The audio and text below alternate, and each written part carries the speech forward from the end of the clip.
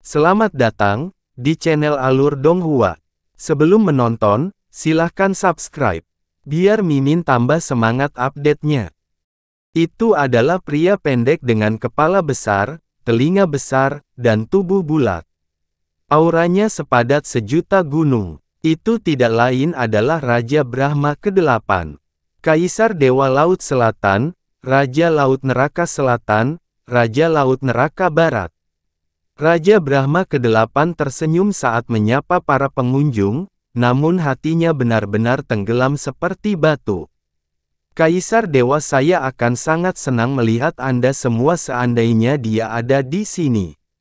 Sekarang, silakan ikuti saya ke istana utama untuk istirahat sejenak. Kaisar ilahi, saya akan segera kembali. Apakah begitu? Kaisar Dewa Laut Selatan tersenyum, tetapi matanya tiba-tiba bersinar karena niat membunuh.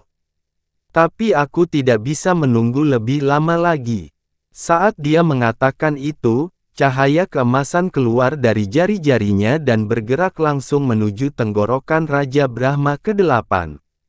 Raja Brahma ke-8 merasakan firasat buruk segera setelah Kaisar Dewa Laut Selatan muncul pada saat yang tepat bersama dua Raja Lautnya. Ini adalah ibu kota Brahma Monarch, tempat paling tidak dapat diganggu-gugat di seluruh wilayah ilahi timur. Namun, Kaisar Dewa Laut Selatan adalah orang gila yang tidak peduli dengan citra atau prinsip yang seharusnya dimiliki seorang Kaisar Dewa. Dia akan melakukan apa saja untuk mencapai tujuannya. Meskipun Raja Brahma ke-8 sudah siap secara mental untuk menghadapi apapun saat dia muncul di hadapan Kaisar Dewa Laut Selatan, fakta bahwa Raja Brahma sebenarnya telah menyerangnya masih sangat mengejutkannya. Dia membuat gerakan mendorong dan segera memanggil jejak Brahma yang besar. Itu memblokir serangan Nan Wansheng dan menembakkan seberkas cahaya ke langit. Pada saat yang sama, itu berbunyi seperti 1000 lonceng dan membangunkan seluruh ibu kota kerajaan Brahma. Kebuntuan hanya berlangsung setengah nafas sebelum Raja Brahma ke-8 tersingkir. Pengawal Brahma Monarch bergegas masuk untuk memeriksa keributan itu. Di atas menara, semua formasi penyegelan menjadi aktif dan bersinar hampir seterang matahari itu sendiri. Ekspresi Raja Brahma ke-8 menjadi gelap, tapi dia masih menahan diri. Orang ini sadar bahwa dia tidak punya hak untuk berdebat dengan Kaisar Dewa Laut Selatan sendiri. Jika Anda sangat bersemangat, harap tunggu sampai Kaisar Dewa saya kembali. Saya yakin dia akan mampu memuaskan rasa lapar Anda. Hahaha. Tapi Nan Wansheng bahkan tidak memandangnya. Menatap dengan rakus ke arah menara yang dilindungi dan tertawa seperti orang gila, dia berkata, hanya ada satu alasan seseorang memasang segel sebanyak ini ke dalam menara yang kumuh. Ada di sini, menyerang, jangan menahan diri, dan bunuh siapapun yang mencoba menghentikanmu. Nan Wansheng sombong, tapi tidak pernah buta. Dia tahu betul bahwa dia hanya punya waktu terbatas untuk mendapatkan apa yang dia inginkan sebelum sebagian besar pasukan Brahma Monarch muncul dan menghentikannya. Bagaimanapun, dia berada di dalam ibu kota mereka. Raja Laut Neraka Selatan dan Raja Laut Neraka Barat bertindak bersamaan. Raja Brahma ke-8 bukanlah tandingan mereka berdua, tapi dia tidak bisa mundur bagaimanapun caranya. Dia mendorong keluar lagi dan menyerang mereka dengan jejak Brahma raksasa.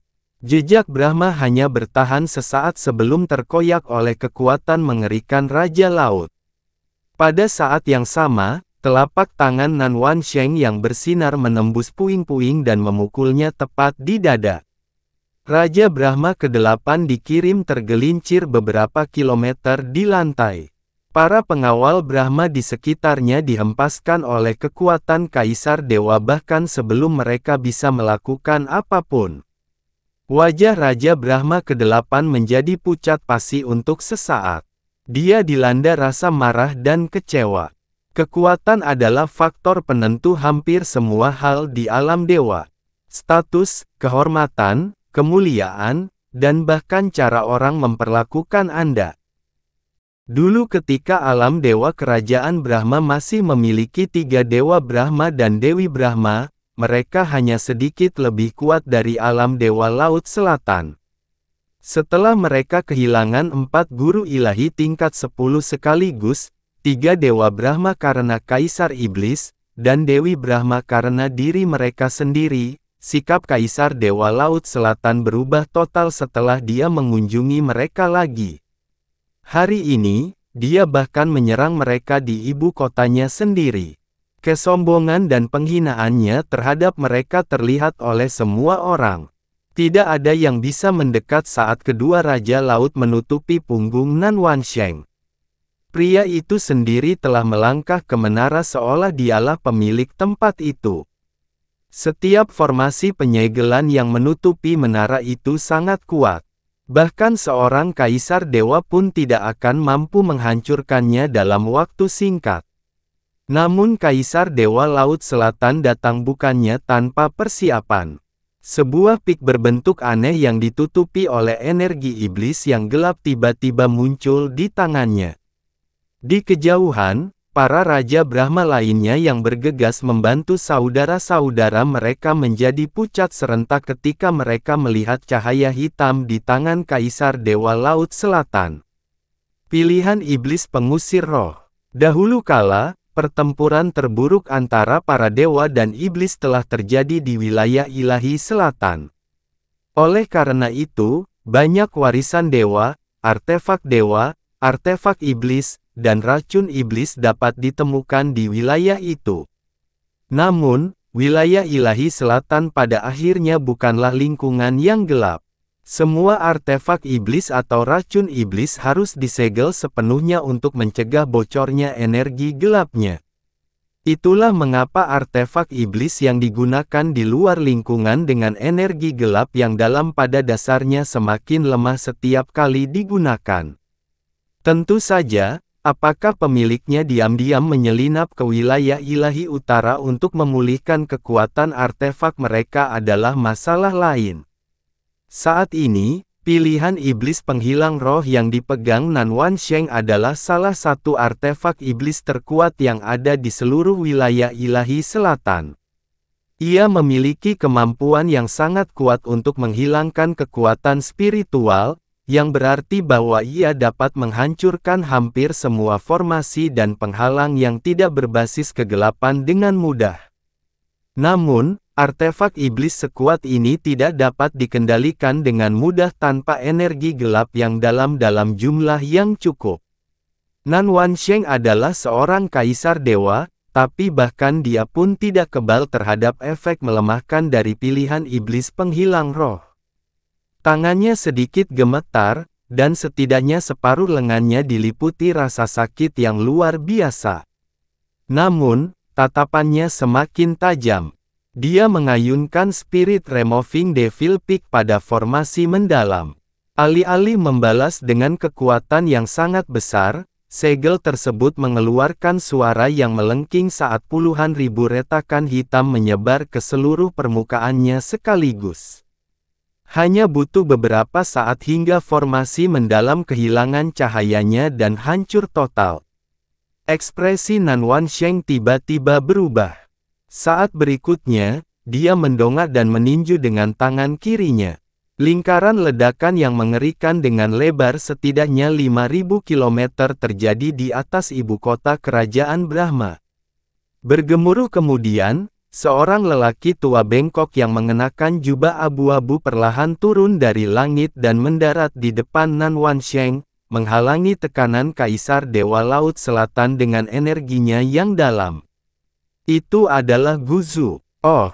Sinar dingin menembus pupil mata Nan Wansheng yang panjang dan sempit. Itu kamu. Guzu adalah pelayan setia Qianye Yinger.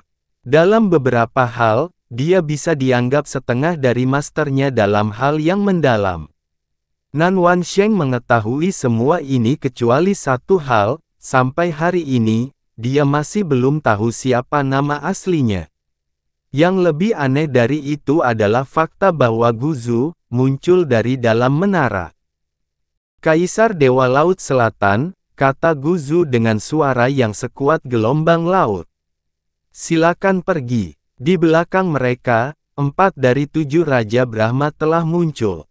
Para tetua guru ilahi dan utusan ilahi Raja Brahma telah muncul dan mengepung Kaisar Dewa Laut Selatan dan para Raja Lautnya juga. Nan Wansheng tidak hanya tidak menunjukkan tanda-tanda rasa takut, dia juga tersenyum santai pada Guzu dan berkata, "Beri aku apa yang aku cari, dan aku akan segera pergi." Guzu tidak menanyakan apa yang diinginkannya atau berpura-pura. Sejak Nan Wansheng muncul, dia tahu tidak ada gunanya menyangkal atau menutupi rahasianya. Dia menghela nafas pelan dan berkata, "Kaisar Dewa Laut Selatan tidak mungkin berada di sini tanpa alasan yang jelas. Wilayah ilahi timur sedang diserang oleh iblis saat ini, dan waktu kedatanganmu sangat buruk. Kamu adalah orang bijak, Kaisar Dewa Laut Selatan. Anda tidak boleh begitu buta hingga melewatkan kemungkinan bahwa ini adalah bagian dari rencana setan, bukan? Tolong jangan biarkan diri Anda dimanfaatkan dan membahayakan wilayah kita berdua sebelum bencana yang sebenarnya terjadi." Kata yang bagus, kata yang bagus. Kaisar Dewa Laut Selatan tertawa sebelum mengulurkan tangan ke arah Guzu. "Apa lagi yang kamu tunggu? Jika Anda tahu persis situasinya, maka Anda harus segera menyerahkan apa yang saya inginkan kepada saya. Dengan cara ini, kita berdua bisa mendapatkan apa yang kita inginkan." Ai, Guzu menghela nafas dalam-dalam sebelum mengulurkan tangan keriput dari jubah abu-abunya. Apa lagi yang bisa dikatakan orang tua ini jika Kaisar Dewa Laut Selatan sendiri tidak keberatan dimanfaatkan? "Tolong ajari aku kekuatanmu." "Heh." Nan Wansheng mencibir. "Saya khawatir Anda tidak memenuhi syarat. Lalu bagaimana denganku?" Geraman pelan namun keras tiba-tiba bergema di udara. Formasi raksasa tiba-tiba menyala di atas menara. Cahaya spasial memenuhi udara untuk sementara waktu. Kapal mendalam Raja Brahma yang telah meninggalkan alam belum lama ini tiba-tiba muncul kembali di alam Dewa Raja Brahma. Kemudian, Kianye Fantian dan ketujuh Raja Brahma turun dari langit dan mengunci aura mereka di sekitar Nan Wansheng dan kedua Raja Laut. Bang! Seluruh ibu kota berguncang sedikit ketika Kianye Fantian menyentuh tanah di depan Kaisar Dewa Laut Selatan. Kaisar Dewa Laut Selatan menatap kapal yang dalam di langit sejenak sebelum akhirnya menurunkan pandangannya ke Kianye Fantian.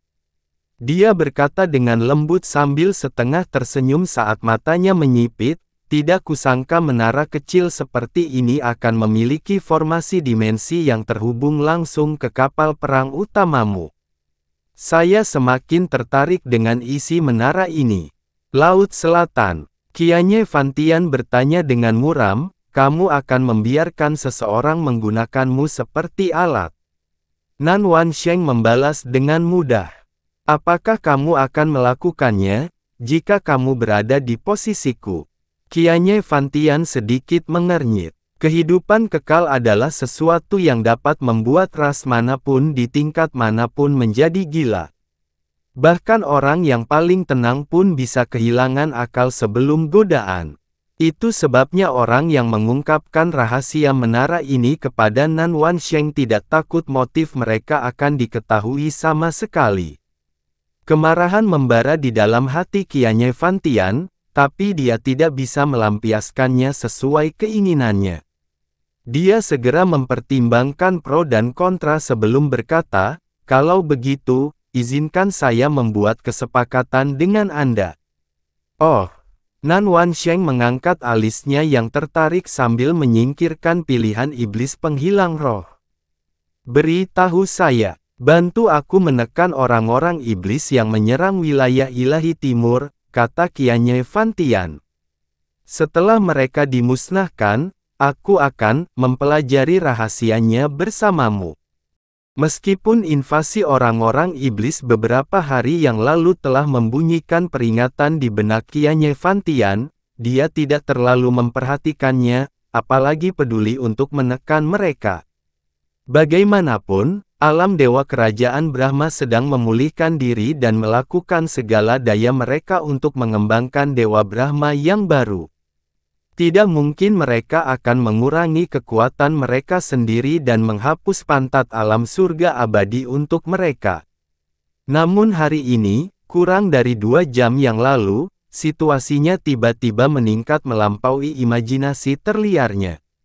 Alam bintang runtuh di mana-mana di wilayah ilahi timur, dan bahkan alam dewa surga abadi sedikit banyak hancur dalam waktu yang sangat singkat. Bagaimana mungkin dia tidak khawatir dengan hal ini? Hahaha. Nan Wansheng tertawa tepat di depan wajah Kianye Fantian sebelum mengejeknya. Kesepakatan. Pelajari rahasianya bersama. Hehe. Apakah kamu masih ingat janjimu kepadaku beberapa tahun yang lalu, Kianye Fantian? Kamu memberitahuku bahwa kamu akan menyerahkan Kianye Yinger, tanpa tersentuh, kepadaku. Aku mempercayaimu, mengasingkan semua wanitaku, menyiapkan pesta besar dan bahkan mengundang semua raja untuk menyaksikan hari di mana Dewi Wanita menjadi objek pribadiku. Tapi kamu membiarkannya pergi dan berbohong padaku. Dasar anjing tua. Wajah Nan Wansheng tampak berubah ketika dia mengulangi apa yang terjadi saat itu. Rasa frustrasinya karena kehilangan Dewi Brahma Monark dan kemarahannya karena dibohongi oleh Kianye Fantian langsung tercurah. Kau membuatku menjadi bahan tertawaan di wilayah ilahi selatan. Dan kamu mengharapkan aku mempercayai kebohonganmu lagi. Kianye Fantian berkata dengan dingin. Ini terakhir kalinya aku mengulanginya. Dia melarikan diri atas kemauannya sendiri. Saya tidak ada hubungannya dengan itu. Jangan berpura-pura tidak mengetahuinya hanya karena kamu marah. Sayalah yang berhak memutuskan apa yang saya yakini. Nan Wansheng menjawab dengan dingin.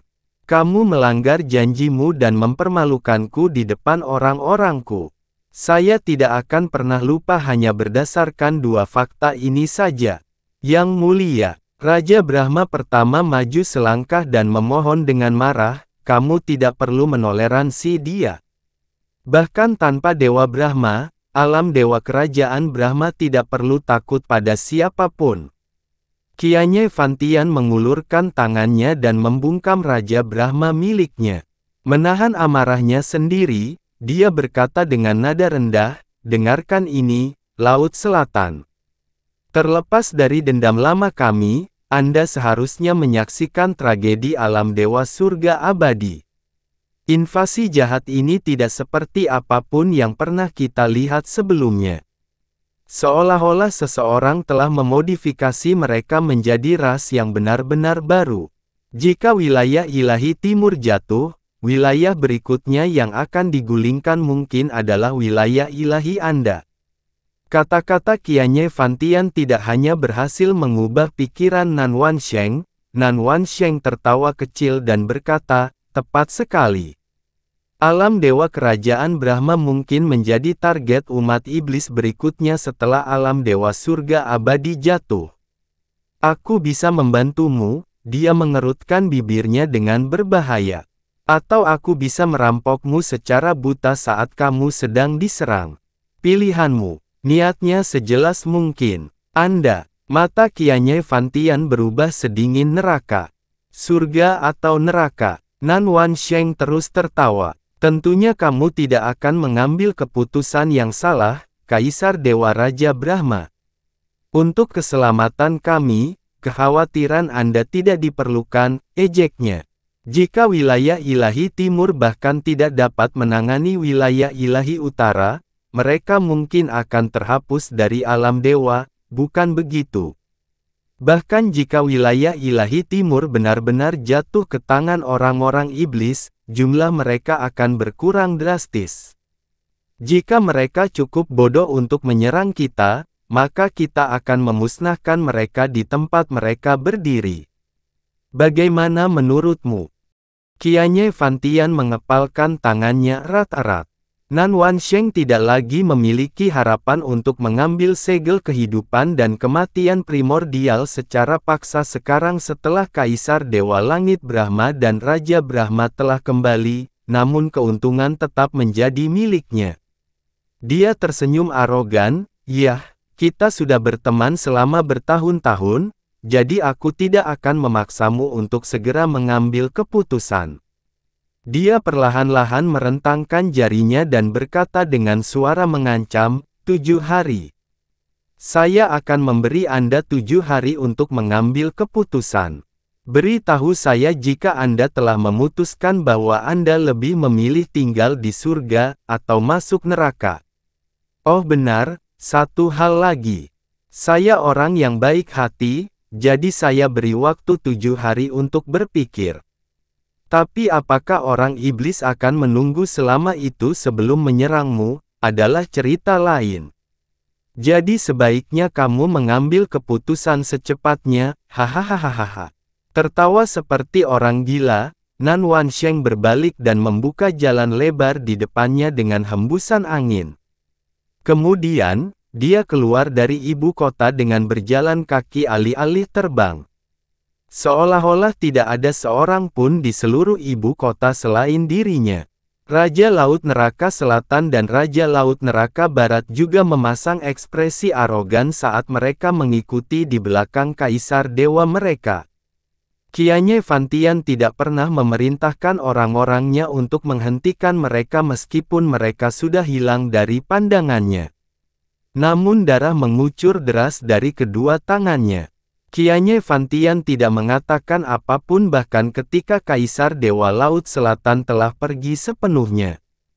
Raja Brahma pertama berjalan ke depan dan bertanya, "Yang mulia, apa yang harus kami lakukan terhadap alam surga abadi?"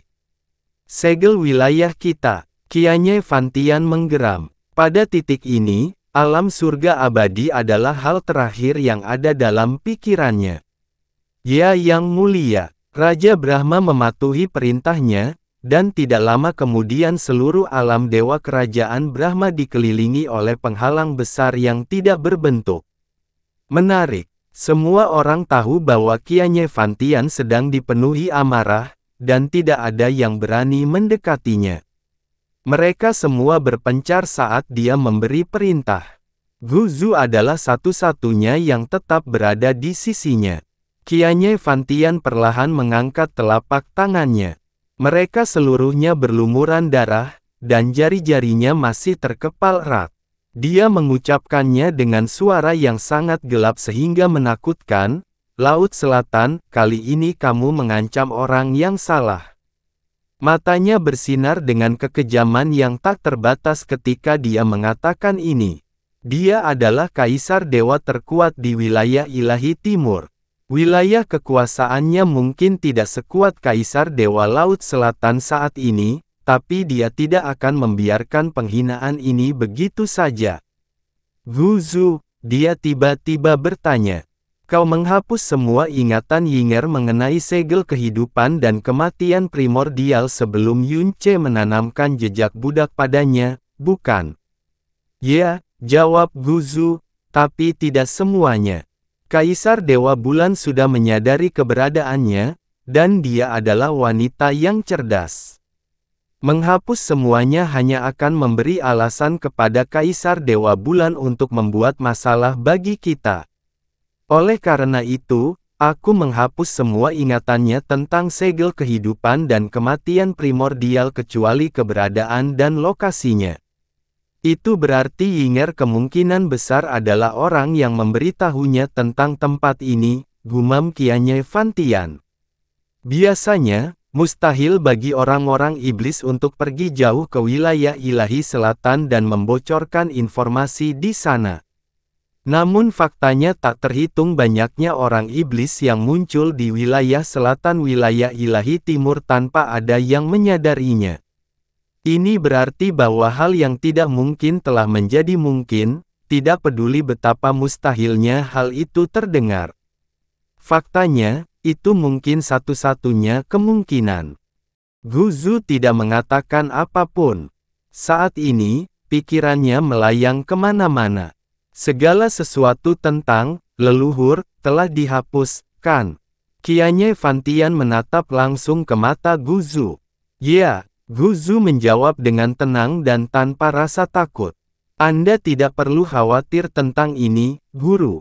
Bagus. Mata Qianye Fantian berubah menjadi mengerikan lagi ketika dia menatap ke arah menghilangnya Nan Wansheng.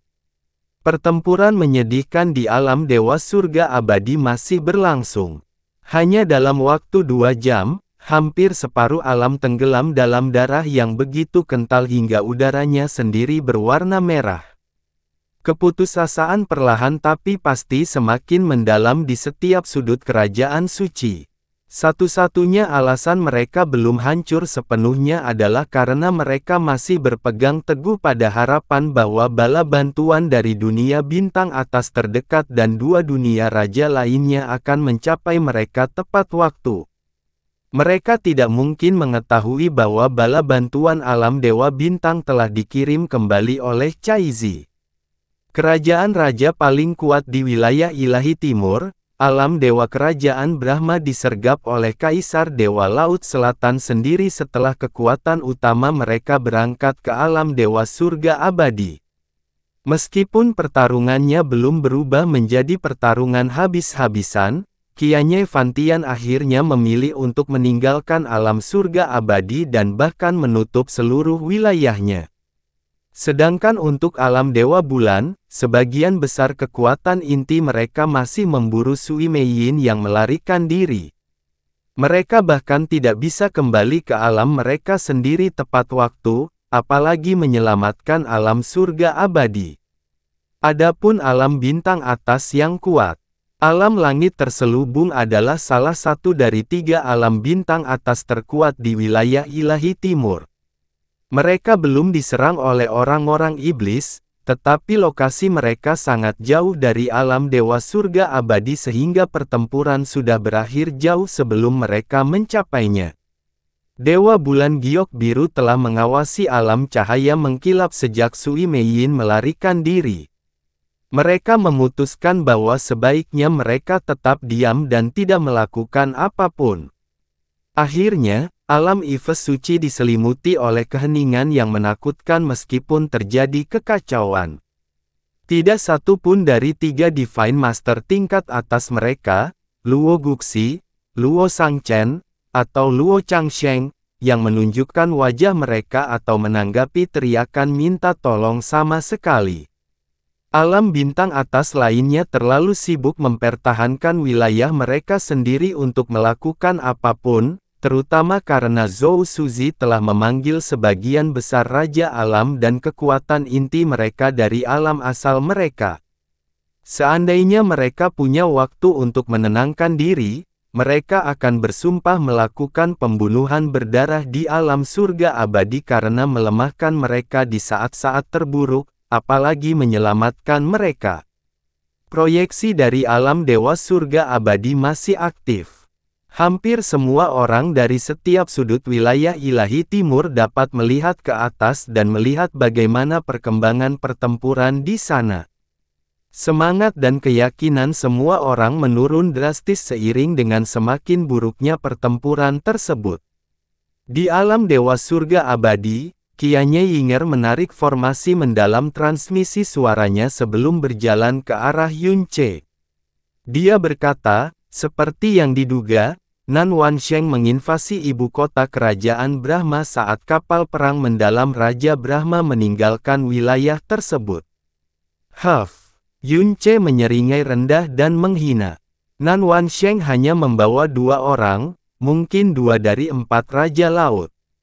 Jelas, dia berharap untuk mendapatkan apa yang dia inginkan sesegera mungkin dan melarikan diri sebelum Qianye Fantian kembali. Sayangnya, mereka memilih untuk tidak bertarung. Qianye Yinger menggunakan kata sayangnya, tapi ekspresinya sama sekali tidak terkejut. Ini bukanlah hasil yang mengejutkan. Baik Qianye Fantian maupun Nan Wansheng adalah bajingan tua yang mengutamakan kepentingan pribadi di atas segalanya. Mereka tidak akan mengambil tindakan yang mahal kecuali mereka tidak punya pilihan lain. Dan setelah itu, Yunce bertanya, alam dewa kerajaan Brahma dikunci. Jelas sekali, Qianye Fantian kehilangan keberaniannya setelah dikejutkan seperti itu. Adapun Kaisar Dewa Laut Selatan, Qianye Yinger tertawa kecil. Dia masih berada di suatu tempat di sekitar area tersebut. Mengetahui karakternya, dia tidak akan menyerah begitu saja pada kehidupan abadi. Selain itu, kekacauan yang melanda wilayah ilahi timur saat ini adalah kesempatan sempurna baginya untuk mendapatkan apa yang diinginkannya. Jika aku harus menebak, Nan Wansheng pasti memberi batas waktu pada Qianye Fantian. Selama waktu ini, dia akan mencoba setiap permainan dalam buku untuk menekan Qianye Fantian agar memberikan apa yang dia inginkan. Akankah Nan Wansheng kehilangan kesabarannya terlebih dahulu, atau akankah Qianye Fantian melakukan pembalasan yang putus asa? Aku tidak sabar untuk mengetahui hasilnya. Kemungkinan bahwa Qianye Fantian akan menyerahkan segel kehidupan dan kematian primordial kepada Nan Wansheng tidak pernah terlintas dalam pikirannya. Itu sungguh mustahil. Bagaimana dengan alam Dewa Bintang? Yunce bertanya. Situasi di alam Dewa Bintang agak aneh, kata Qianye Yinger. Kapal luar angkasa mereka terlihat lepas landas dari alam bintangnya, tetapi para Dewa Bintang dan para tetua yang menaiki kapal segera kembali tanpa kapal itu. Yunce terkejut. Mata-mata kami akhirnya melacak kapal luar angkasa itu, tetapi mereka menemukan bahwa kapal itu telah hancur total. Siapa yang melakukannya? Yunce sedikit mengernyit. Qianye Yinger menjawab, mereka tidak menemukan pelakunya, tapi, saya cukup yakin saya tahu siapa pelakunya. Kapal luar angkasa hancur, tapi tidak ada tanda-tanda pertempuran. Siapapun yang melakukannya telah melakukannya dengan setengah kebencian dan keengganan, dan hanya ada satu orang yang cocok dengan gambaran itu. Yunce tidak berkata apa-apa untuk waktu yang lama. Apakah kamu sudah kembali ke wilayah ilahi timur juga, Caizi? Gemuruh, ledakannya terdengar di seluruh wilayah ilahi timur. Formasi pelindung dari Aula Suci pertama akhirnya runtuh sepenuhnya di bawah pemboman yang tak ada habisnya. Aula Suci dibangun dari batu giok ilahi, namun tanpa formasi pelindung, aula tersebut tidak mungkin menahan kekuatan guru ilahi. Lebih dari separuh bangunan hancur dalam sekejap mata. Bagian bawah tanah Aula Suci memiliki kedalaman 50 km. Isinya adalah semua yang telah dikumpulkan oleh alam surga abadi selama ratusan ribu tahun. Jika orang-orang iblis memperhatikan dan menjara semuanya, alam surga abadi akan kesulitan untuk kembali lagi. Sayangnya, saat ini, mereka bahkan tidak bisa melindungi nyawa mereka sendiri, apalagi kekayaan fisik mereka. Yan Wan menjatuhkan penjaga lainnya dengan cakarnya yang mengerikan saat Aula Suci runtuh. Ketika dia meninggal, matanya diwarnai dengan keputusasaan dan ketakutan, bukannya keinginan untuk melindungi. Sebagai penjaga alam surga abadi, dia tentu saja telah membunuh banyak orang iblis yang mencoba melarikan diri dari wilayah ilahi utara sepanjang hidupnya. Tapi hanya pada hari terakhir hidupnya dia menyadari bahwa energi kegelapan begitu menakutkan, dan monster seperti Yan Wan masih ada di dunia ini. Meskipun dia adalah seorang Divine Master level 9 dan pemegang kekuatan suci surga abadi, hampir tidak ada yang bisa dia lakukan untuk melawan monster ini. Yan Wan adalah pemimpin dari 3 leluhur Yama dan leluhur sejati pertama yang mewarisi kekuatan iblis Yama. Selain itu, dia direndam dalam energi Yin kuno dari Laut Tulang Kegelapan abadi selama lebih dari 800.000 tahun. Hanya menilai dari budidaya mendalamnya saja, dia adalah kaisar dewa terkuat yang pernah ada selain Raja Naga sendiri. Namun, baik wilayah ilahi timur, wilayah ilahi barat, maupun wilayah ilahi selatan tidak menyadari hal ini. Bahkan orang-orang iblis di wilayah ilahi utara sebagian besar tidak menyadari keberadaan mereka sampai mereka menjadi anjing setia Yunce. Yan Wan, Yan Tu, dan Yan Tri telah menunjukkan kekuatan yang tak tertandingi dalam pertumpahan darah mutlak ini. Mereka telah memastikan bahwa setiap makhluk hidup di wilayah ilahi timur akan selamanya mengukir wajah dan jeritan mengerikan mereka ke dalam pikiran mereka selamanya. Saat ini, hanya dua penjaga, yang terhormat Taiyu dan yang terhormat Taiyun, yang masih hidup di alam dewa surga abadi. Lebih dari 60% tetua dan adjudikator mereka terbunuh dalam aksi tersebut. Yang terhormat Taiyu berada di urutan kedua setelah Zhou Suzi di seluruh alam surga abadi, tapi bahkan dia tidak berdaya di hadapan Yan Tri. Dia terlempar berulang kali oleh gesekan kuat Yan Tri, dan bekas cakar hitam kemerahan di tubuhnya begitu banyak sehingga menjadi pemandangan yang tak tertahankan. Pikiran Taiyu menjadi kosong ketika aula suci runtuh di depan matanya, dan Yan Tri meninju tepat di jantungnya karena kehilangan konsentrasi. Semburan darah keluar dari tubuhnya saat dia terlempar ke belakang seperti kantong darah yang bocor. Dia menyentuh tanah dan tergelincir sejenak sebelum berhenti, meninggalkan jejak berdarah di tempat yang dia lewati. Untuk sementara waktu, dia terlalu lemah untuk bangkit kembali. Teriakan sedih terus bergema di benaknya. Di mana bala bantuan kita? Mengapa bala bantuan belum datang? Apakah surga menghendaki kita mati?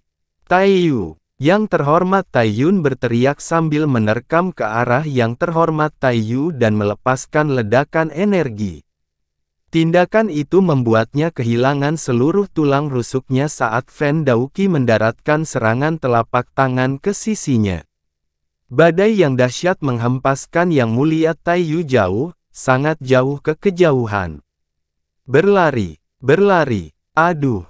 Teriakan Taiyun terpotong oleh pekikan keputusasaan. Yan Tu telah bergerak ke belakangnya dan menembus tubuhnya dengan cakarnya.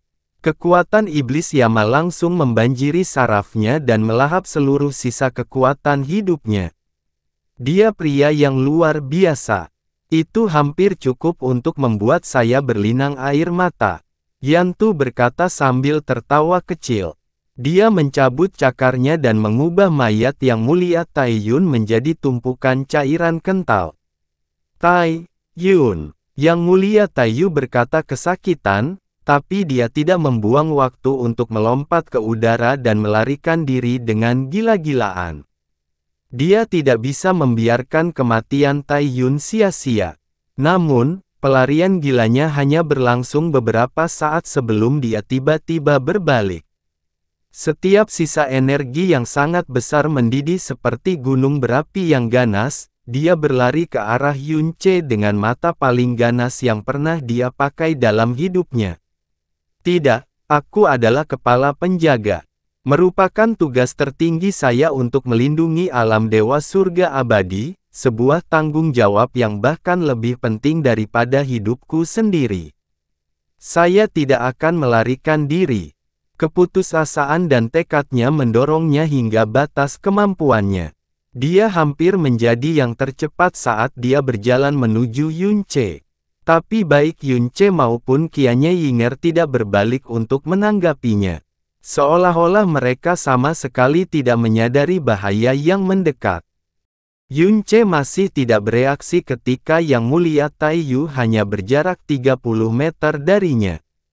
Sementara itu, Yang Mulia Taiyu telah mengumpulkan hampir seluruh sisa energinya dan melancarkan serangan dengan niat membunuh terbesar yang pernah dia kumpulkan dalam hidupnya. Penghuni wilayah ilahi timur dan orang-orang iblis memandang secara bersamaan. Bahkan Zhou Suzi, yang dibawa di belakang penjaganya telah mendapatkan kembali kejernihan pikirannya untuk menatap proyeksi itu dengan mata melebar. Telapak tangan Yang Mulia Taiyu bergerak semakin dekat ke arah hati Yunce, tapi, yang terjadi setelahnya bukanlah ledakan destruktif dari kekuatan ilahi surga abadi. Itu adalah dengungan yang begitu pelan dan lembut sehingga menimbulkan rasa gatal yang tidak nyaman di hati.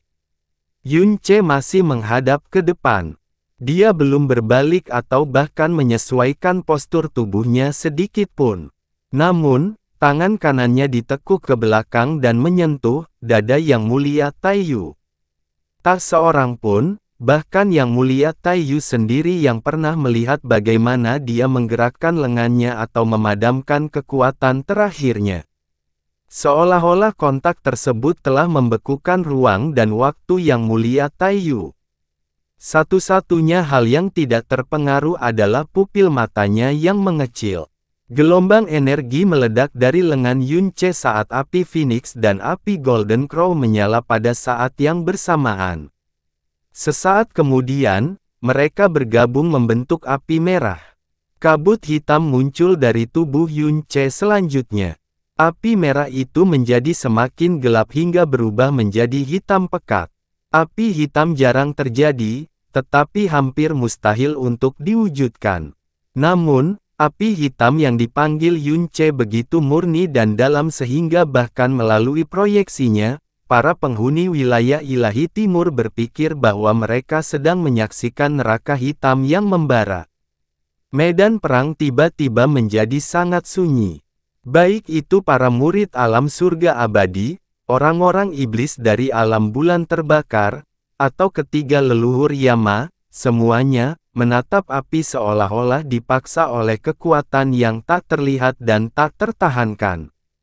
Api hitam pekat yang terpantul di dalam pupil mereka perlahan berubah menjadi ketakutan yang tak terkatakan.